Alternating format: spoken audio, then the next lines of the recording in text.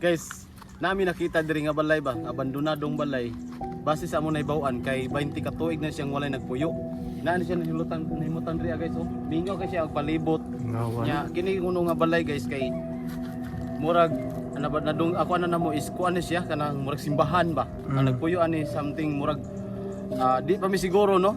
Basin madre or pare ang nagpuyo ani nga balay.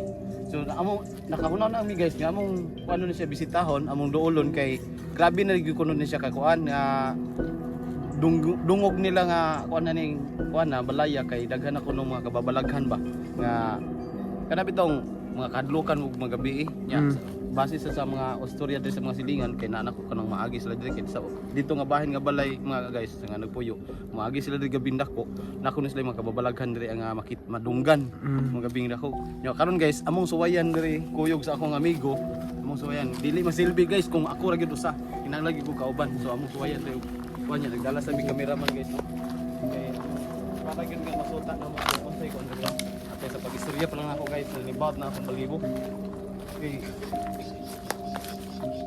Tinod guys, makita mo gani mga guys, no? Grabe gud siya ka karaan na mga tiris. Tingog-tingog. Naapay mga Tingog. So kana. nalibot no kung balibo guys. Yeah, nice.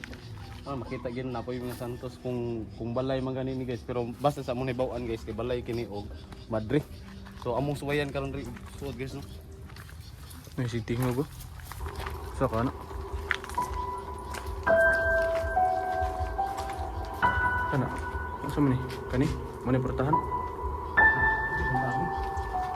Sa man ni? Sa kadlok bang lugar ay? Tao po. Tabi po. Abandon na kayo ba? Tabi po. Kabugnaw sa hangin.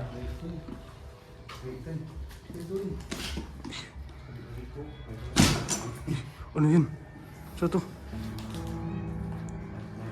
Ari? Basing natin.